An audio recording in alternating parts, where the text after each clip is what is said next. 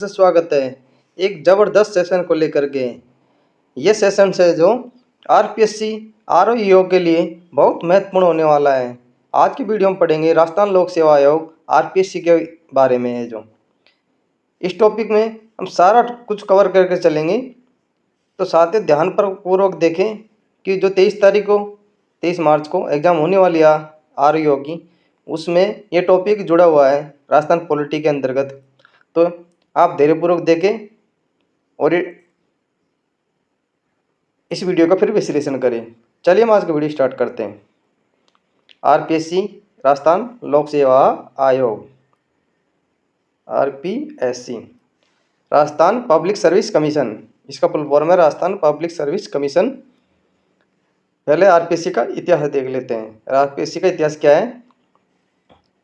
1923 में ली कमीशन ने भारत में एक संघ लोक सेवा आयोग की स्थापना की सिफारिश की थी, किंतु इस कमीशन ने प्रांतों में लोक सेवा आयोग की स्थापना के बारे में कोई विचार नहीं किया। भारत सरकार अधिनियम 1935 के तहत प्रांतों में लोक सेवा आयोग के गठन का प्रावधान किया गया। राजस्थान राज्य के गठन के समय कुल 22 प्रांतों में से मात्र 3 प्रांत जयपुर 1940, जोधपुर 1939 एवं बीकानेर 1946 ही लोक सेवा आयोग के कार्यरत थे। रियासतों के एकीकरण के पश्चात राजस्थान में राजपत्र में 16 अगस्त 1949 को अध्यादेश जारी किया गया। दिनांक 20 अगस्त 1949 में राजस्थान लोक सेवा आयोग अध्यादेश 1949 प्रभाव में आया।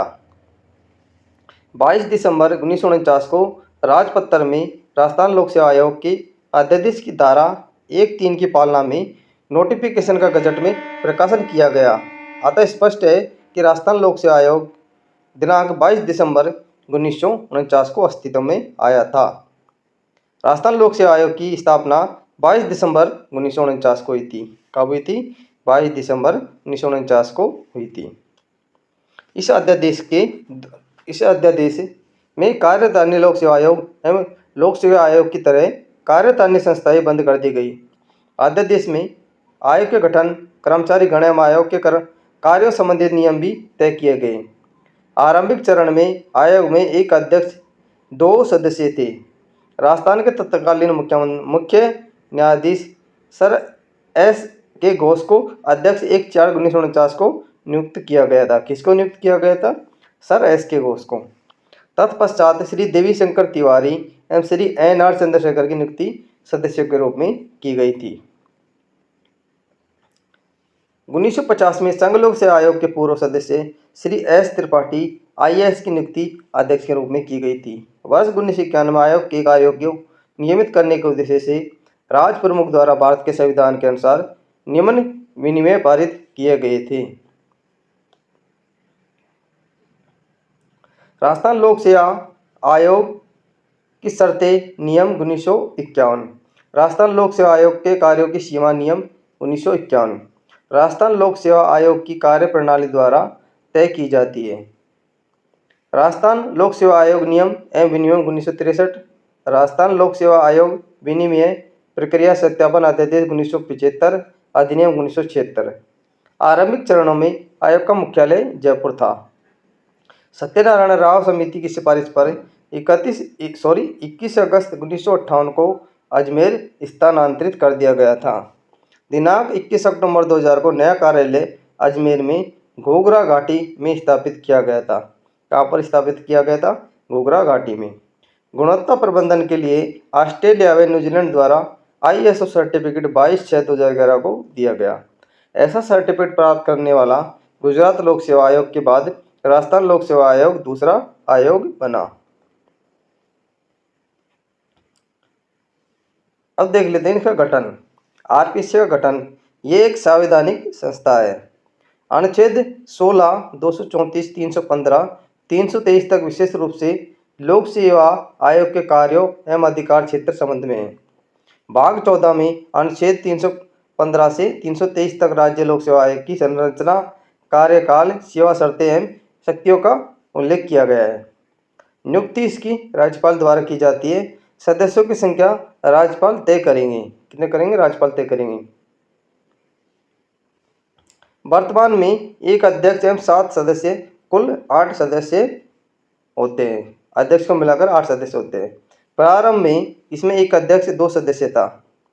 फिर 1962 में एक अध्यक्ष व 3 सदस्य कर दिए गए। फिर 1965 में एक अध्यक्ष व 4 सदस्य कर दिए गए थे। 1985 में एक अध्यक्ष के साथ 5 सदस्य कर दिए गए थे और 27/6/2011 को एक अध्यक्ष व 7 सदस्य के द्वारा कुल 8 सदस्य कर दिए गए थे। आरपीएससी में अध्यक्ष को मिला के 8 सदस्य होते हैं, यानी 7 सदस्य होते हैं, एक अध्यक्ष होता है, टोटल 8 होते हैं। योग्यता, इनकी योग्यता क्या है? आधे सदस्य ऐसे होंगे जिन्हें भारत सरकार या राज्य सरकार के अधीन 10 वर्ष प्रशासनिक सेवा का अनुभव हो। कार्यकाल 6 वर्ष या 62 वर्ष हो। पूर्व में 60 वर्ष हुआ करती थी, लेकिन 41 संविधान संशोधन द्वारा 62 वर्ष तय कर दी गई।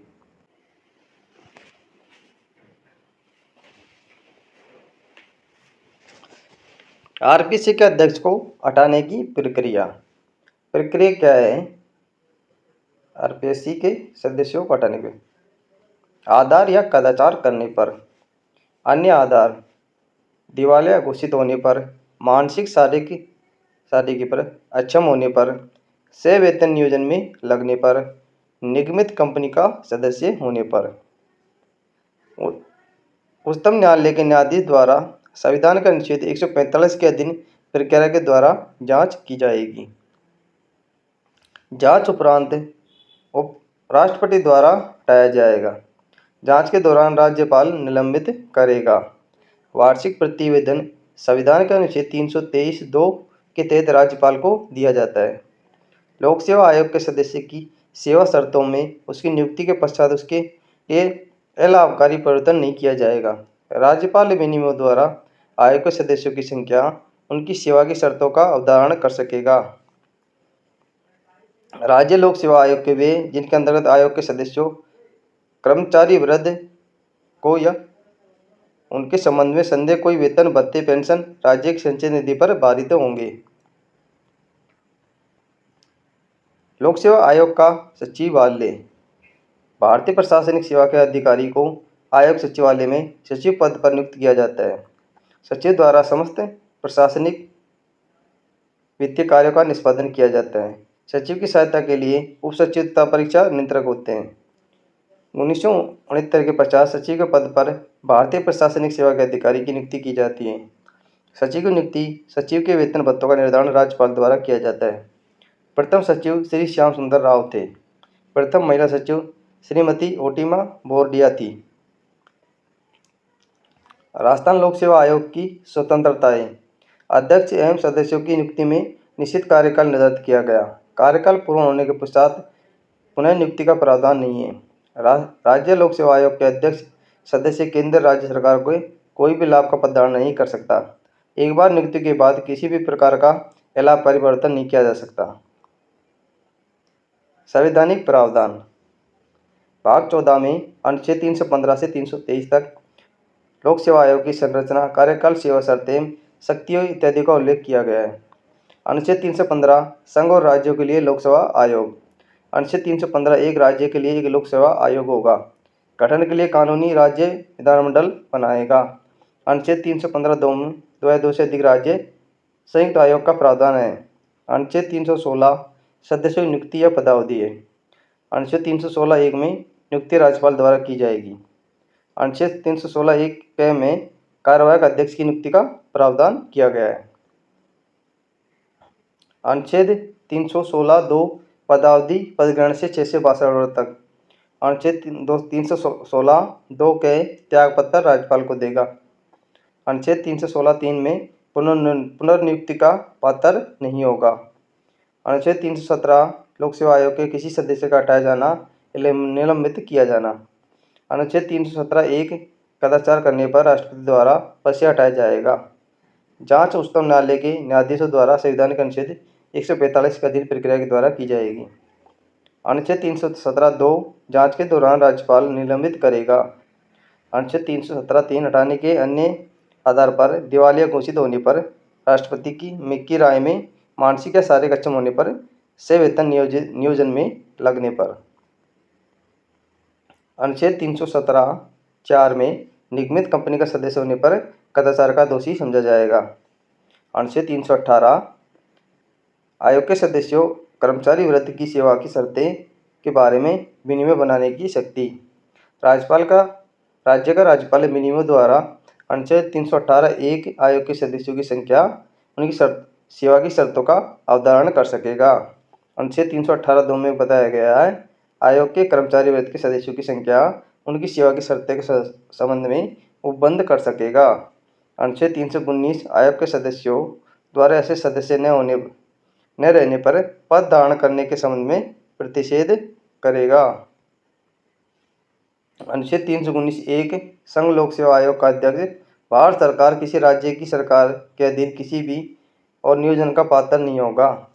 अनुच्छेद 319 दो में किसी राज्य लोक सेवा आयोग का अध्यक्ष संघ लोक सेवा आयोग के अध्यक्ष या अन्य सदस्य के रूप में अथवा किसी अन्य राज्य लोक सेवा आयोग के अध्यक्ष के रूप में नियुक्त होने का पात्र होगा।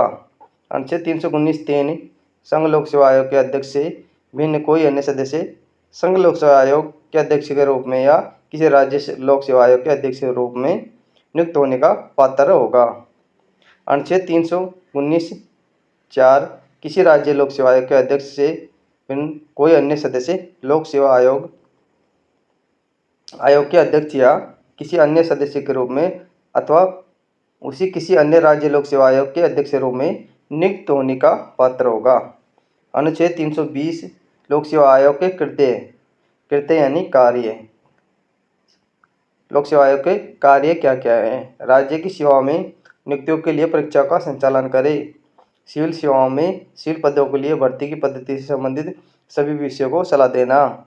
सिविल सेवाओं पदों पर नियुक्ति करने में एक सेवा से दूसरी सेवा में प्रोन्नति अंतरण करने में अनुसरण किए जाने वाले सिद्धांतों पर ऐसी नियुक्ति प्रोन्नति अंतरण के लिए अभ्यर्थियों की उपयुक्तता पर सलाह देना। ऐसा व्यक्ति जो भारत सरकार या किसी राज्य सरकार की सिविल हैसियत में सेवा कर रहा है प्रभाव डालने वाले सभी अनुशासनिक विषयों पर जिनके अंतर्गत ऐसे विषयों से संबंधित अभ्यवेदन या याचिका या सलाह देना। किसी व्यक्ति को हुई क्षतियों के बारे में पेंशन आदि निर्णित किए जाने के लिए किसी दावे ऐसे अधिनिर्णय की रकम विषयक प्रश्न पर परामर्श देना। अनुच्छेद 321 लोक सेवा आयोग के कृत्यों का विस्तार करने की शक्ति। संसद द्वारा किसी राज्य के विधानमंडल द्वारा बनाया गया कोई अधिनियम संघ लोक सेवा आयोग या राज्य लोक सेवा आयोग द्वारा संघीय राज्य की सेवाओं के संबंध में किसी स्थानीय प्राधिकारी द्वारा विधि द्वारा गठित अन्य निगमित निकाय या किसी लोक सेवा संस्थाओं की संबंध में अतिरिक्त कृत्यों के प्रयोग के लिए उपबंध कर सकेगा। अनुच्छेद 322 लोक सेवा आयोग के व्यय। राज्य लोक सेवा आयोग के व्यय जिनके अंतर्गत आयोग के सदस्यों कर्मचारी वृत्ति को उनके संबंध में संदेह कोई वेतन भत्ते पेंशन राज्य की संचित निधि पर भारित होंगे। किस पर भारित होंगे? संचित निधि पर भारित होंगे। अनुच्छेद 323 लोक सेवा आयोग के प्रतिवेदन। अनुच्छेद 323 दो राज्य लोक सेवा आयोग का यह कर्तव्य होगा कि वे राज्य के राज्यपाल को आयोग के द्वारा किए गए कार्यों के बारे में प्रतिवर्ष प्रतिवेदन दे।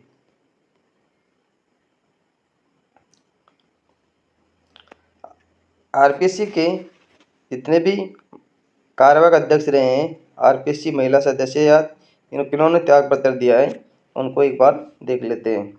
कार्यवाहक अध्यक्ष के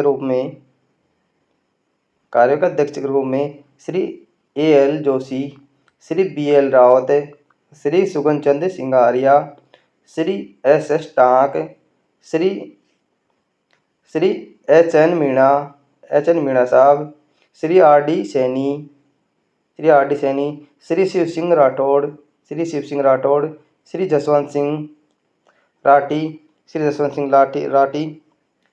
श्री कैलाश चंद मीणा इनको कार्यवाहक अध्यक्ष बनाया गया है। साथियों याद रखें इनको वर्तमान में कार्यवाहक अध्यक्ष बनाया गया था परंतु इनको नियमित कर दिया गया है। वर्तमान में कैलाश चंद मीणा ही आरपीएससी के अध्यक्ष के रूप में कार्यभार संभाले हुए हैं। पहले कार्यवाहक बनाए गए थे अभी इन्हीं को दे दिया गया है। आरपीएससी महिला सदस्य।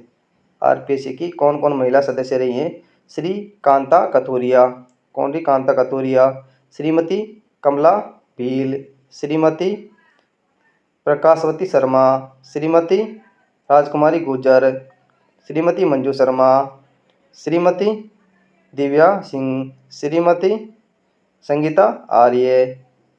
ये 7 महिलाएं आरपीएससी की महिला सदस्य रही है।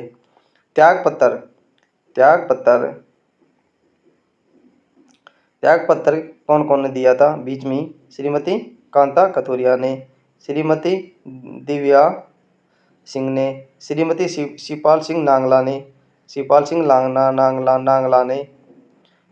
श्री श्याम सुंदर शर्मा ने त्यागपत्र दिया था। 4 लोगों ने बीच में त्यागपत्र दिया था। आरपीएससी के सदस्य, उनकी विशेष उपलब्धियां। श्री ओम प्रकाश गुप्ता राज्य सरकार में मुख्य सचेतक के रूप में रहे। श्री रघुकुल तिलक राजस्थान के राज्यपाल रहे। श्री एन.के. बैरवा आरपीएससी के सचिव एवं अध्यक्ष पद का कार्यभार भी इन्होंने संभाला था। श्री कमला भील ने पूर्व राज्य मंत्री एमएलए भी ये रहे थे। श्री दुलेश्वर मीणा ये पूर्व सांसद रहे थे। श्रीमती कांता कतूरिया या आरपीएससी एवं यूपीएससी दोनों की सदस्य रही और राजस्थान महिला आयोग की ये अध्यक्ष एवं एमएलए भी ये रह चुकी हैं। श्रीमती प्रकाशवती शर्मा या आरपीएससी एवं यूपीएससी दोनों की सदस्य रही है। श्री नाथूलाल जैन ये राज्य विधानसभा के पूर्व सभापति रह चुके हैं।